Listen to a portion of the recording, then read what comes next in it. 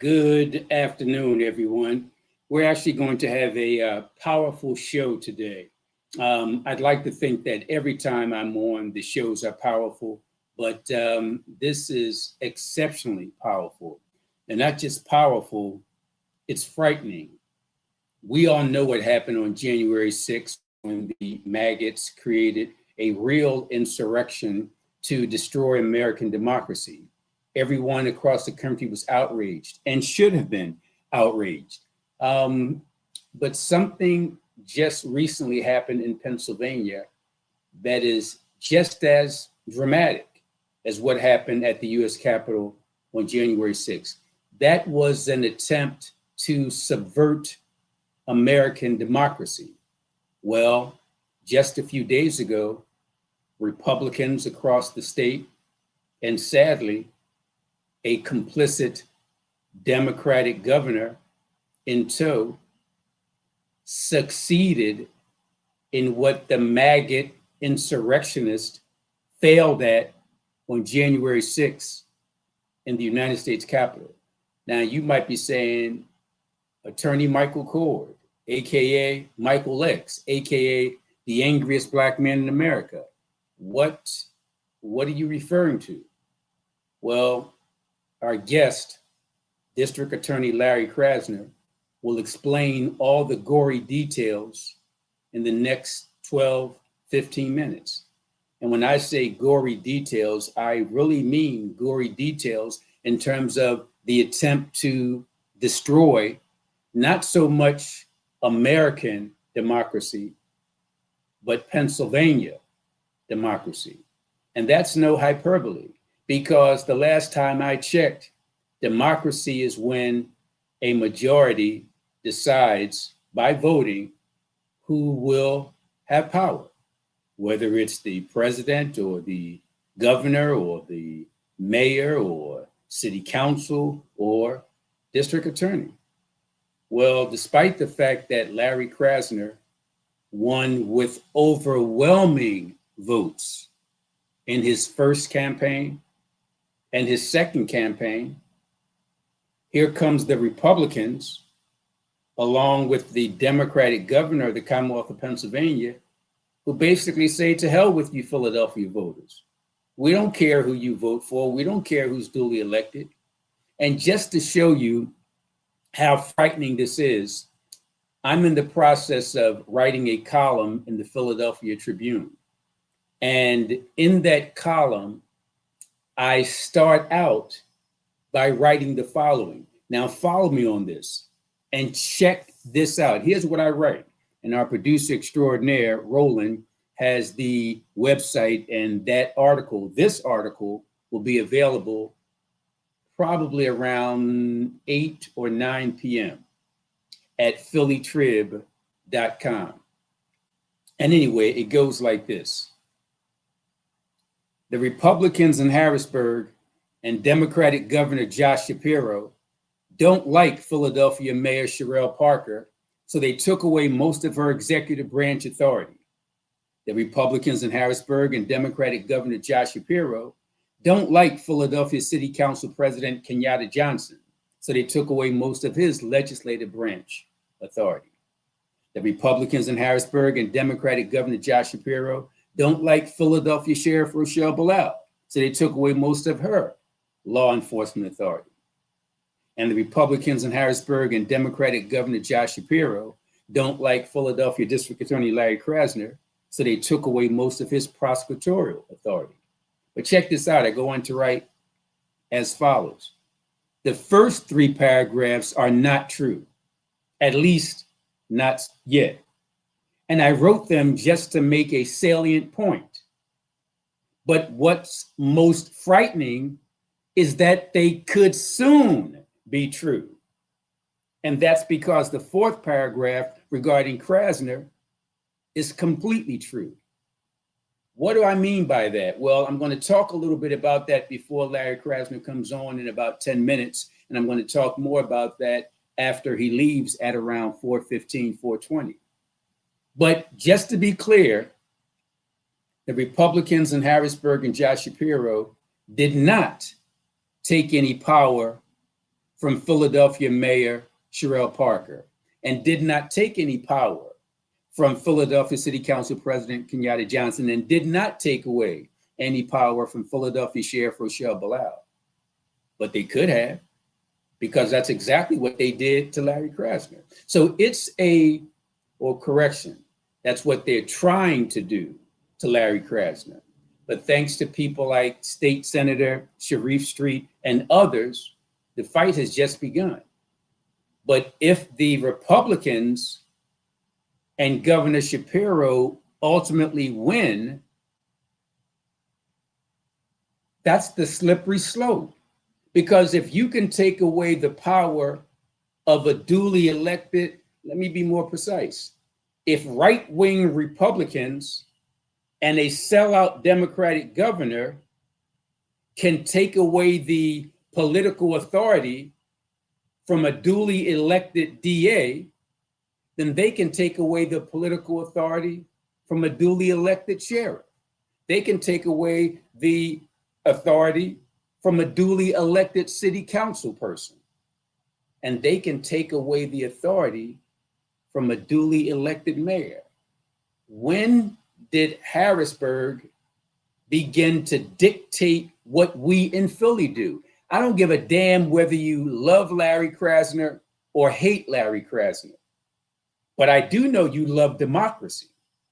And every elected official ought to be up in arms. Every duly elected Philadelphia elected official ought to be up in arms. Every elected state representative from Philadelphia ought to be up in arms. Every elected state senator from Philadelphia ought to be up in arms. This is a slippery slope. This is a dangerous concept. And everybody who knows me knows that I'm the angriest black man in America. So I'm going to go there and play the race card. People say, well, why do you always play the race card? The answer is simple. Because America dealt from a racist deck. I'm just playing the hand they dealt. So I'm playing the race card because America, as Du Bois said, the whole story of the 20th century and 21st century and beyond is race in America. That's why I'm talking about it. Remember what James Baldwin said. To paraphrase him, he basically said this: to be black and conscious in America is to be in a constant state of rage. Let me repeat that. To be black and conscious in America is to be in a constant state of rage. So if you know about the transatlantic slave trade, if you know about American slavery, if you know about whippings and lynchings and rapes, if you know about Dred Scott, if you know about Jim Crow, if you know about sharecropping, if you know about redlining, if you know about gerrymandering, if you know about discrimination, and you're black, then you better be enraged. Otherwise, there's something wrong with you. So I'm the angriest black man in America because I know American history. And I'm angry, I'm livid, I'm furious about the Republicans engaging in a quiet insurrection against Philadelphia. And like I said, it doesn't matter whether you love or hate Larry Krasner. It's bigger than Larry Krasner. It's the authority of a racist, right-wing Republican Party in bed with a sellout, traitorous Democratic governor to tell black Philadelphian voters, go to hell. And I say black Philadelphia voters because we know that Philadelphia is a minority majority city. Many of us know the numbers, and those of us who don't know the numbers, let me just touch on them now. And then after we hear from Larry Krasner for about a half an hour, from approximately 3:45 to about 4:15, I'm going to go back into my angry black man thing. But here in Philadelphia, blacks are the majority at 39.6%. 39.6% black population in Philadelphia. Whites, 33.8. So many people call blacks minorities. So if you still want to call us minorities, I hate the term, but with 39.6% in Philadelphia compared to whites at only 33.8. And a political insider who knows what's going on, whose name I won't mention, whose title I won't mention, but this person, based on the documentation, indicated that the local Democratic electorate is 65% Black. So you look at those numbers, and what do you come up with? You come up with the fact that Black people elected Larry Krasner in overwhelming numbers in both of his elections.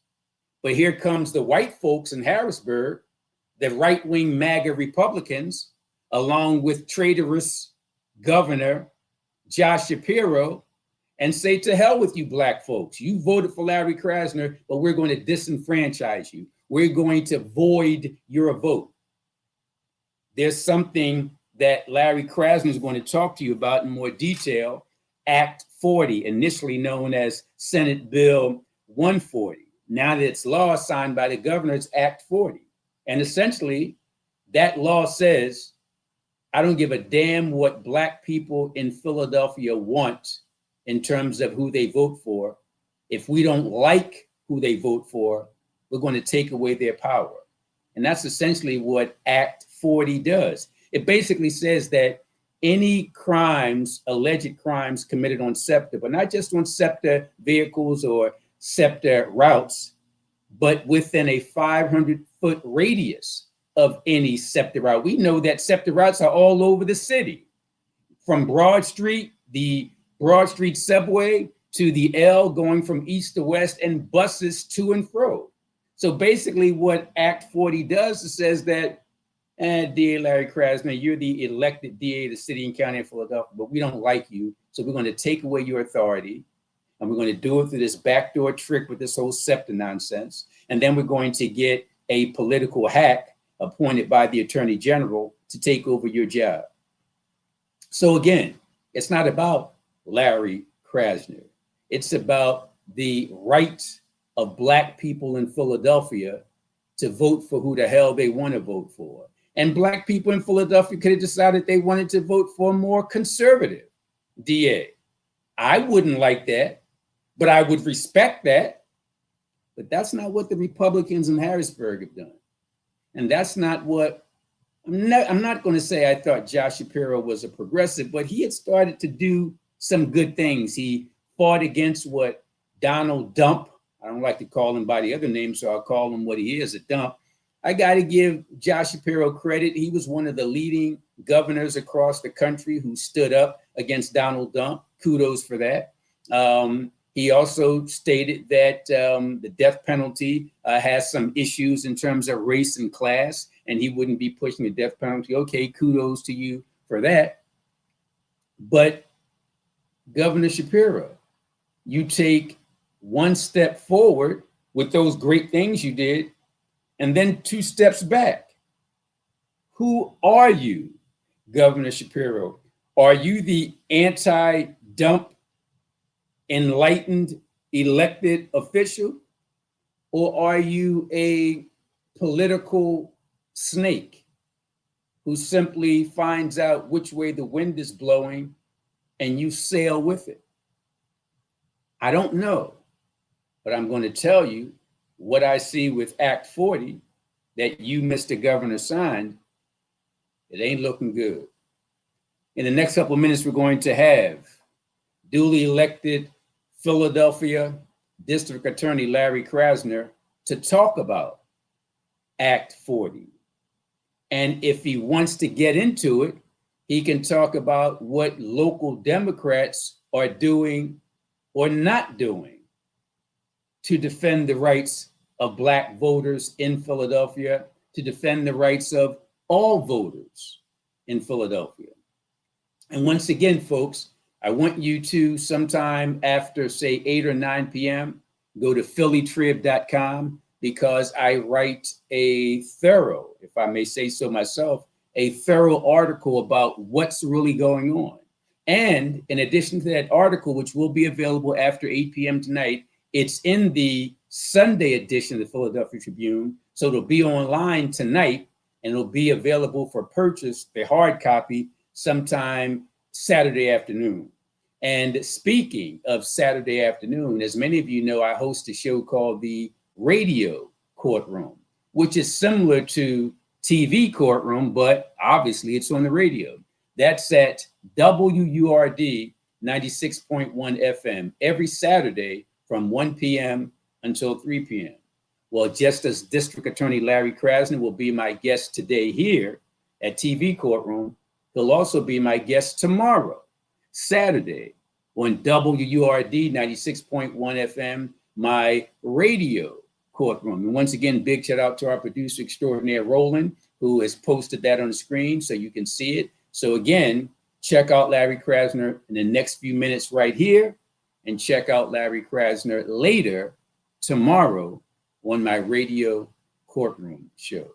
Now, I got to be honest about what this quiet insurrection is all about. And I'm going to talk more about it. I'm going to talk about the hypocrisy. I'm going to talk about the fact that no matter what these Republicans have said about Larry Krasner, they can't say that he committed a crime.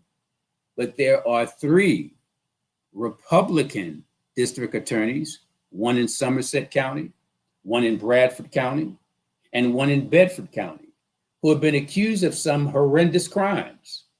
Well, the Republicans didn't try to take away their power. We're going to talk more about that later. Right now, it is my pleasure, and I do mean my genuine pleasure, to have overwhelmingly duly elected District Attorney Larry Krasner. And once he finishes his segment, and we're going to do it for about a half an hour, I'll tell you what I privately and publicly call him. Now, he doesn't call himself that. He's too modest, but I have the perfect name and description of my good friend, Larry Krasner. Larry, how are you today, sir? Mr. Cord, I'm well. Probably never as well as you, but I'm well.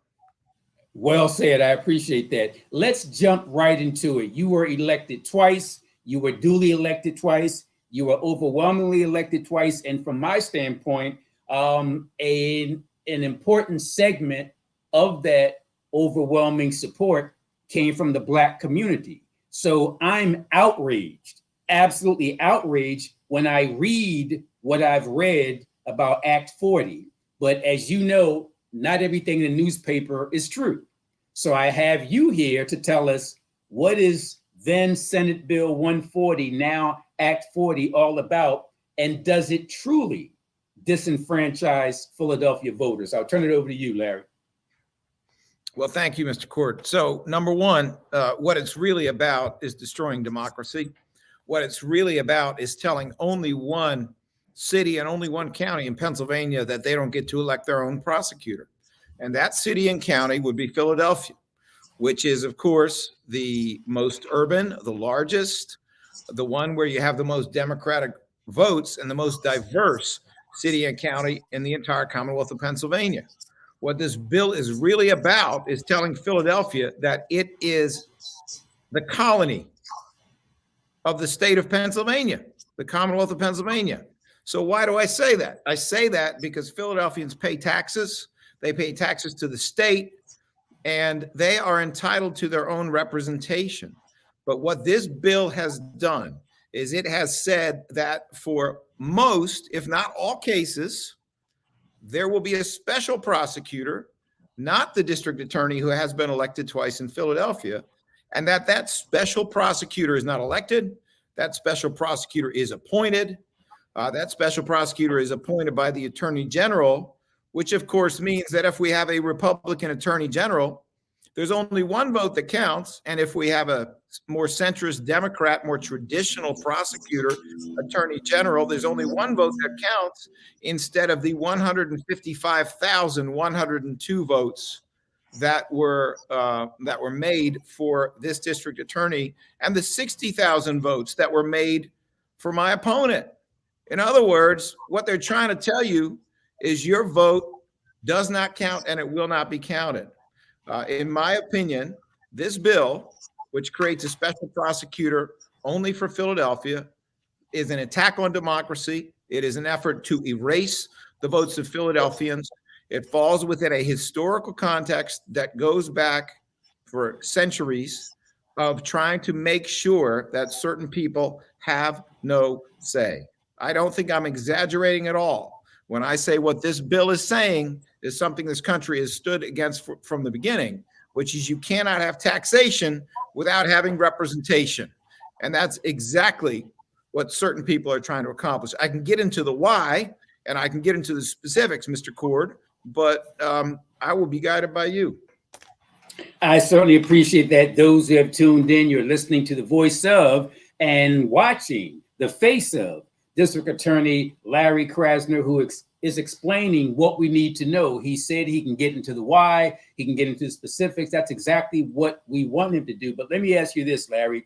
I'm in the process of finishing an article that I'm writing in the Philadelphia Tribune. And I start out by saying, this is bigger than Larry Krasner, because if they can do it to the duly elected DA of Philly, they theoretically, or maybe literally, can do it to the mayor, the city council persons, and the sheriff. Is that hyperbole?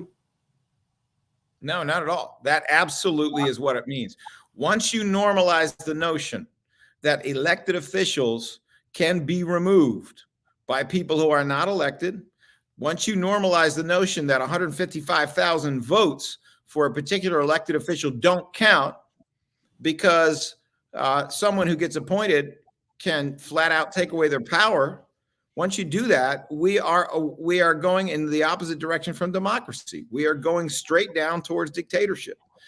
This is, of course, the agenda of the Republican Party. The MAGA Republican Party of the United States has been at war with democracy for a couple of years. They use a whole variety of tactics all over the country. But this is one of those tactics. When you cannot win an election, and mostly the MAGA Republicans cannot win a fair and square election, what you try to do is throw people you don't like out of office in between their elections. So that's why you're seeing them do recalls in some parts of the country where you have to have a mini election in between elections. That's why you're seeing them do these bogus impeachments, including the one they're trying to do against President Joe Biden right now, where they don't have any crime to talk about. They don't have any corruption to talk about. They just want to act like you impeach people if you disagree with them. Well, that's exactly what they're doing now to Joe Biden, and it's exactly what they did to me. So far, they have lost in that effort to completely erase the votes of Philadelphians. But this is just one more tool in their toolbox of ways to wreck democracy. I do want you to get into the whys and these specifics you mentioned, but talk a little bit about the impeachment. Let people know what happened and where that issue stands as of today. Sure. So what happened is, I guess it would be about 18 months ago or so, the Republicans in the state legislature, in the House of Representatives, said that they wanted to do an investigation because, according to them, crime was high. They only wanted to look at Philly. They didn't want to look at their own jurisdictions, only one county that they're going to look at. And they wanted to do it right now. So, okay. So they held some hearings where they would not even let the Philadelphia District Attorney's Office speak or lay out any information. And then right at the moment when Democrats were about to take over the House of Representatives for the first time in 10 years, which happened, right at that moment, they passed what are called articles of impeachment. In other words, they came up with charges against me. And those charges, in theory, would result in a trial in the Pennsylvania Senate to see whether I should be removed from office or not. The interesting point about this, though, is that Pennsylvania has been around 342 years. And in 342 years, there has never been an impeachment unless you committed a crime or unless you did something deeply corrupt. They admitted from jump that I committed no crime so far as they knew, that I'd done nothing deeply corrupt.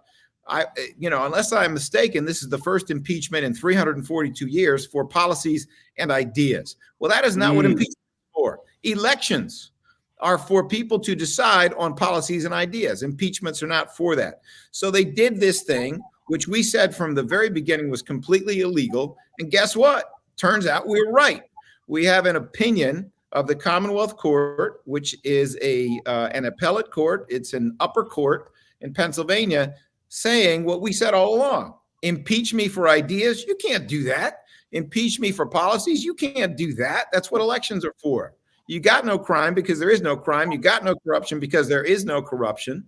You can't do that. Well, the Commonwealth Court has now said, we're right. You can't do that. And that is why there has not been a trial in the Senate.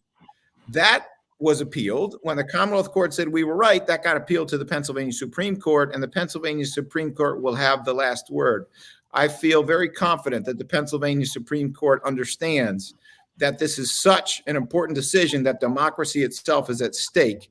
And, I would never tell them what to do, but let me just say that everything I believe of about the best parts of democracy makes me believe that we're going to have a decision from the Pennsylvania Supreme Court that will confirm once again, you get impeached for crimes, you get impeached for corruption. You don't get impeached just because people who lost an election would like to get you out of office.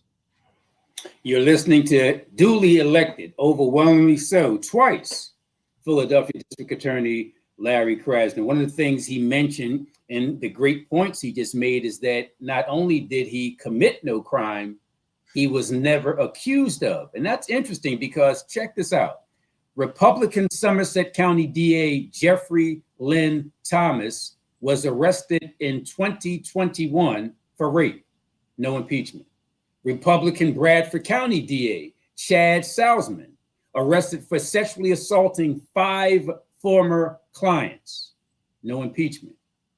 Republican Bedford County DA Bill Higgins pled guilty to 31, count them, 31 counts, including obstruction of justice for telling some criminals the identity of confidential informants. That same Bedford County DA was also charged with sexual assault. Not one impeachment among the 3 of them. Having said that, Larry, before you get into the whys and these specifics, explain as clearly as you can what exactly is Act 40 and the connection to SEPTA. I will do, but Mr. Court, I want to make sure you don't forget that one of the sponsors of the impeachment against me got arrested for driving under the influence of alcohol, and then very quietly slipped from all visibility around this topic. I believe his name was Torin Ecker. If you're out there, Representative, greetings. I hope that you get treated fairly in the criminal justice system by a prosecutor who understands that some people deserve second chances, even if they happen to be slippery and do things that defeat democracy. Having said that, what does Act 40 say? So Act 40 is kind of dressed up in a costume. It is supposed to be about having a special prosecutor to deal with crimes that occur at or near SEPTA.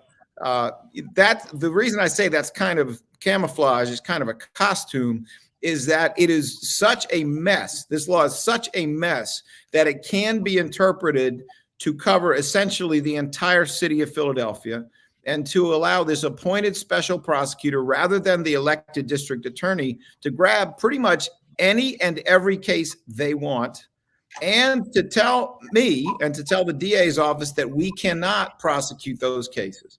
Let us imagine, for example, a situation where a SEPTA police officer is accused of committing a rape in a SEPTA station. This would permit a special prosecutor to tell our office to stand down rather than appropriately prosecute the case, take the case, and then drop the case, because that is good politics wherever that attorney general or that special prosecutor comes from. Imagine a situation where my office, consistent with the promises that we made, the policies we pursue, and all the votes that supported those policies, wants to handle cases a certain way. Let us just say, for example, we want to give diversion to young people who jump the turnstile, so that, because we believe that's a better way to get them on the right path than giving them a bunch of convictions so they're unemployable. Let's say we wanted to do that, but we have a special prosecutor who wants them all to have the maximal number of convictions and even stick them in jail for that. Well, that would no longer be our decision. The 155,000 people who voted with us, the 60,000 who voted for somebody else, but at least they voted, would have no say whatsoever. It would be whatever this special prosecutor wants to do is what would happen. There's even a provision in there that suggests that if my office is vigorously trying to protect people in civil matters, for example, if we were trying to protect people from overpriced insulin, right? Overpriced insulin. This is something that can be made for about $5 or $6, and yet you have companies that are billing it at 105 or 106 bucks. Okay, if we were to try to protect the public from that we could have a special prosecutor come in and say, nope, I'm taking this over and I'm dropping this case. Why? Because boy, do I like big corporations that make a lot of money and donate to my friends. I mean, this whole thing from beginning to end is a sandbox full of disaster that has nothing to do with the notion of equal protection in society or equal protection in Pennsylvania. On top of all of that and separate from all of that, it's just wrong. There are people who got up on election day and they went and got crutches or they got walkers and they went out the front door and they went to the polls and they got inside of a polling booth and they did it in one place after another all over the city. We're talking 155,000 people voting for this particular administration. We're talking levels of support in the parts of Philly where they have the most gun violence that were at 80%. And this bill would straight up say your vote doesn't count. Now we can get into the why, Mr. Court, if you'd like to do that, but those are the basics of what the bill says. You had suggested earlier that you wanted to get into the whys and these specifics. Please do so. Well, I think one of the very important messages coming from this bill is that they want to put Philadelphians in their jails because they make a lot of money off of it, but they don't want to count our votes. I think that's the bottom line here. I really don't think it's unfair to say that. Let me give you an example. So the main sponsor of this bill is a Republican representative from Johnstown, Pennsylvania. This is a county that has four state correctional institutions in it. It effectively has an economy that depends upon putting bodies into those jail cells. Why? Because it costs about $60,000 a year to keep a person in a jail cell. And the more people they put into those jail cells, the more $60,000 buckets of money they get from the state for doing that. We're talking 4 state correctional institutions. So when my office agrees that there are some people who need to be doing hard time and need to be in state correctional institutions, but takes the position that not as many need to do that, then this representative from, or maybe he's a senator, frankly, I can't remember at the moment, but this legislator from Johnstown is trying to find a way to make it so that it's not the Philadelphia DA's office deciding how to handle cases anymore. They want that conveyor belt of Philadelphians who are convicted and given jail time to be sent to them straight away. They're making money for it. Some of the crazy talk that has gone on about this from counties that depend on putting Philadelphians into their prisons to make money has been things like this. It has been people saying, well, if your jail doesn't have enough people in it, you're not getting enough money in to support your tax base. Can't we just violate the probation and parole of some people from Philadelphia? Can't we just get the DA there to violate people? I'm not making this up. Can't we just violate them? Not even any concern about whether that is just, not even any concern about whether they have actually committed something that violates their probation or parole. It's real simple. They want Philadelphia bodies in their jail cells, and they don't want to count our votes. All right, I love the way you cut to the chase. And speaking of cutting to the chase, if you want to go there, I'm blaming the Republicans for leading what I call this quiet insurrection against Philadelphia democracy, but the governor signed it. Democratic governor signed it. Anything you want to say about that?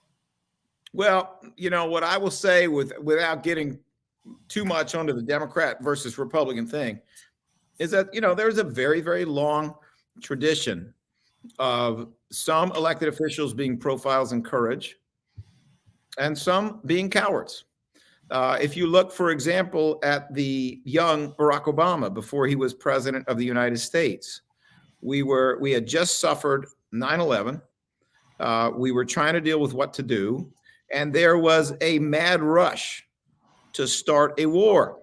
We now know that that war was a disaster, that it killed a ton of Americans, that it did not improve America's position in the world. We now know that a lot of the things that were said to start that war were untrue about what was happening in that country. But one elected official after another said yes to war, one after another, including Hillary Clinton, someone I like. But one after another said yes to it. Barack Obama said no. And he said no at a time when I am quite certain a lot of people were in his ear saying, you will destroy your political career by doing this. But he said no. And he said no because he was, in fact, a person of courage. He was, in fact, guided by right and wrong. And a whole lot of other people weren't. They were guided by their own ambition. They were willing to do things that were sketchy, if not outright illegal and immoral. I think we find ourselves in a similar situation nationally now, where unfortunately there are some politicians who are not courageous. There are some politicians who are going to do what it is they think will benefit them in the future. They are going to be willing to do some pretty terrible things like disenfranchise Philadelphia voters so that they can get some sort of short-term gain on another bill. American history is full of examples of the disenfranchisement and the erasure of votes of certain people. There were always excuses about why this had to happen right now. But we all know whose votes they were. And there are a lot of people in Philadelphia who are being disenfranchised just as they were in the South after Reconstruction, just as they have been throughout U.S. history, and just as we have seen in state after state recently with the MAGA Republicans trying to purge voter rolls and make it impossible for people to vote and come up with new identification requirements so they can't vote. You know, that's really what is at stake here. And it is, of course, disappointing. In fact, it's extremely disappointing that there are people, whether they're Republicans or Democrats, who are willing to sacrifice democracy and willing to erase votes of their fellow citizens. But unfortunately, that has happened. All I can say about that is I am a believer in second chances. I think that we all evolve. But I also think that anyone who is involved in supporting this bill needs to look in the mirror and decide if that is what they want to be. Larry, I appreciate how you explained that so clearly. In fact, you kept it quite plain and you were fair in that explanation. I want to follow up ultimately, Larry, by asking you what happens next. Okay, there was the Senate bill, now there's the act. It's apparently law. What happens and what's the role of the Attorney General? Well, before that, Larry, I want you to talk to folks who say, well, I don't like that damn Larry Krasner. He's one of these left-wing radicals. He's an extreme progressive. So go ahead and let the Republicans do what they want to do regarding Act 40. What do you want to say to those people to explain that it's bigger than Larry Krasner, whether he's conservative or liberal, whether he's socialistic or capitalistic, whether he's left-wing or right-wing? Talk to the folks who say they're not concerned because they don't agree with you politically. Well, I will answer that, but it actually has nothing to do with me. The issue here is not whether I stay in office after the next election or not. The issue here is not who is going to be the district attorney in Philadelphia. The issue is whether or not you're going to count 155,000 votes, or you are going to tell those people that they don't matter. Unlike people from every other county, they don't matter. What would I say to the other point? I guess I would say is if you feel strongly, then you should vote. And if you feel strongly and you live in Philadelphia and are therefore a constituent of the Philadelphia DA's office, please come out and vote. Vote against me if I run again. Vote for me if I run again. Vote. But the representative of the people in Philadelphia should be determined by the people in Philadelphia. Philadelphia is not Pennsylvania's colony. We are not here just to supply the bodies of human beings to jail cells in upstate Pennsylvania. We are here to have our votes counted. And we are here also, where appropriate, to send people to jail for appropriate periods of time. We should be past the point where there is a commerce in human beings coming out of the most diverse city in Philadelphia. We should be at the point where we are getting more people to vote and we are counting more votes. I think it is very clear that when the Republicans did this, they wanted the message in advance of next year's presidential election to be, stay home, don't vote, we won't count your vote. And I'm here to say the exact opposite. I intend to dedicate myself, and I mean seriously dedicate myself, to making sure that anybody who might have been discouraged by this to vote is going to come out and vote, and so is their next door neighbor and the kid who just turned 18 and grandma who lives down the street. We need to show anybody who tries to shut down the value of Philadelphia's votes that the only thing that they accomplish is getting out more and more and more votes that will be counted, and will be counted in part because I intend, as district attorney in Philadelphia, to vigorously protect people's safety and their right to vote, no matter what crazies want to come to Philadelphia with what kind of, how shall I put it, crazy hats, crazy stickers, crazy tattoos, to explain to us that democracy is over. Democracy ain't over. Leave your Confederate flag home. We don't need to hear any more craziness from the Proud Boys or the Oath Keepers. Get comfortable in your jail cells because that's where you belong. We're not going to have a mess for this election. We are going to have extreme high participation by Philadelphians who are going to get the message that when they're trying this hard to take away your vote, that your vote is powerful and you need to use it and we need to protect it. You all are listening to the thoughtful commentary of twice duly elected, overwhelmingly so, Larry Krasner. By the way, Larry Krasner is much more technically precise in his language than I am. He talks about Philadelphia being the most diverse, and that's true. But I'll go a step beyond that to say that for me, what we see at the root of this political evil is the fact that Philadelphia is the blackest county among the 67. And that to me is the source of the evil. Having said that, Larry, tell the public where things stand now, because the governor signed it. It is the law. What's happening now? Does it go to court? Does it go to the desk of Attorney General Michelle Henry? What happens now? So what happens now, Mr. Cord, is that this law, and it will only be a law if it turns out to be constitutional, this law goes to the desk of Michelle Henry, who is the appointed Attorney General, appointed to complete the term of former Attorney General Josh Shapiro, who became governor. It will be up to her to say this is constitutional or not. Seems to me crystal clear it is unconstitutional. The Constitution does not stand for some people's votes count and some people's votes don't.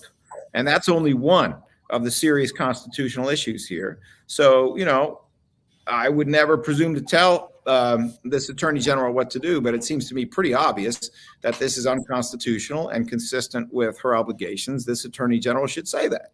She should say it's unconstitutional and she refuses to enforce it. And if the MAGA Republicans who started this want to go crazy, then they can go to some higher court. And that higher court, I expect, would say the same thing, that this is illegal. You can't just steal 155,000 or more votes. You can't do this. So step one is it goes to the Office of the Attorney General for them to determine whether or not they believe it is constitutional or not. If they say it's unconstitutional, then I expect there will be an appeal by the MAGA Republicans. If they say that it is constitutional and they're going to try to proceed with it, then I expect there will be an appeal by my office and probably people representing literally a couple 100,000 voters in Philadelphia saying you can't do that to our vote. Most likely a pile of organizations that believe in democracy, support democracy, and don't want to see this unequal treatment happening to Philadelphia. So I think what we are looking at here, the better scenario is that the Attorney General says the obvious, this law is illegal and I will not enforce it, with some appeals afterwards. But if this Attorney General does not take that rather obvious position, then, oh, trust me, this is the hill I will die on. I will fight this to the end, and not for me, but for the voters.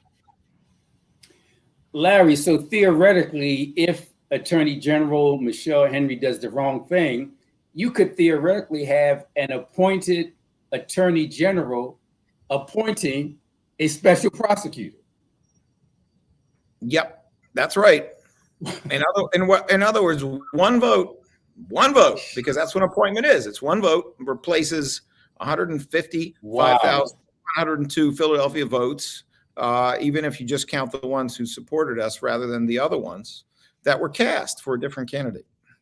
Well, I love the fact that you still have the fire. And before we wrap things up, you've done your time as a defense attorney. You've done your time as a civil rights plaintiff's attorney, and now you're the duly elected DA. So I'm going to give you, as I do, as we all do, many of us lawyers in legal proceedings, trials, we have closing arguments. So this is TV Courtroom. We're going to give you the opportunity for the closing argument. You're going to talk to the viewership. By the way, we have an audience space here of about 350,000 persons. So at this point, District Attorney Larry Krasner, I want you to spend the final 3, 4, 5 minutes telling us why Act 40 is so bad and what people can do to support the end of Act 40. The microphone and the camera are yours. The jury is listening.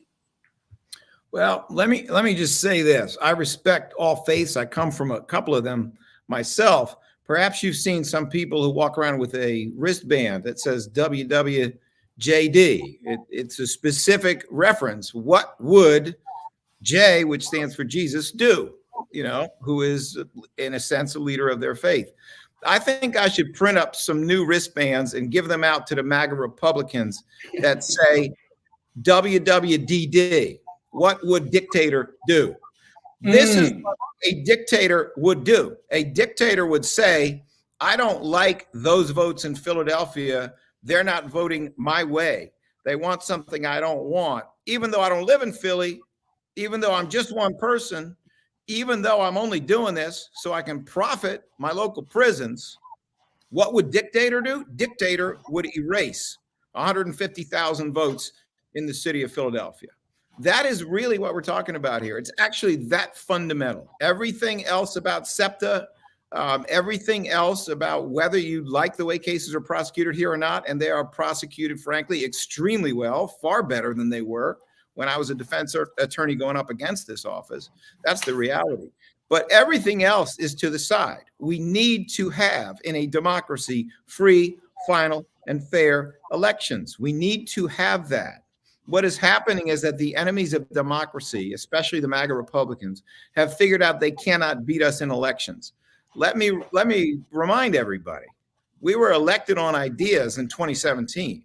4 years later, in the middle of very difficult times and a gun violence crisis, as a result, among other things, of the pandemic, we were elected with an even bigger margin. We were elected with a 44% advantage.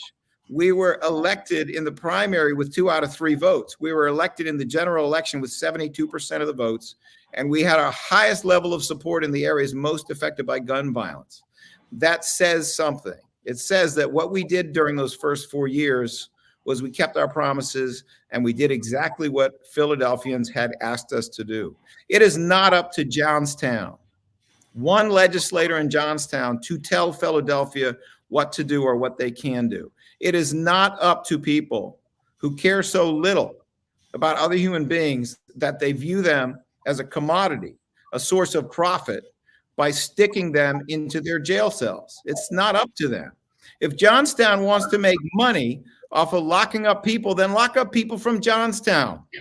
I'm not saying it's right, but at least it wouldn't be as obvious an effort to use the city of Philadelphia as a conveyor belt for human bodies that they can put into their jail cells while they simultaneously erase our votes. We cannot accept this under any circumstance. We should not accept this under any circumstance. How many people have died in wars for the United States of America, imperfect as it is, but how many of them have died for the right to vote? How many civil rights leaders in the South died for the right to vote, died to fight exactly this: disenfranchisement, the erasure of votes, not counting the vote of a person who went to the polls pushing a walker? How many of them have died? We cannot accept this at all. I will die on this hill. Larry Krasner, you've said it exceedingly well. In our final 30 seconds, Larry, what can the public do? What should the public do about this? What can the public do? Well, I think what we can do is we can dig in and understand that the way that you get rid of this, frankly, authoritarian, if not fascist, trend in society is that you vote and you get everybody you know to vote. We have an incredibly important election coming up in May. The people who did this need to be drowned in a blue wave. They need to see that the consequence of their illegal, unconstitutional, immoral, anti-democracy activity is that they are going to lose more and more. The people are onto them, and they will not accept fascism in this country. Obviously, they can also call their elected officials. They can express themselves. They can let them know how we feel. My office will be doing additional media about this. There are a lot of people who are extremely upset. My phone has been blowing up. Not every single of those 155,000 voters has been on my phone, probably because they don't have my phone number. But oh my goodness, I might need to buy a new one by the time we're done here. This thing has been busting out. Well, some of those people will be coming on Monday, and we will be speaking directly to people so they understand that this kind of stuff they can't get away with this quietly.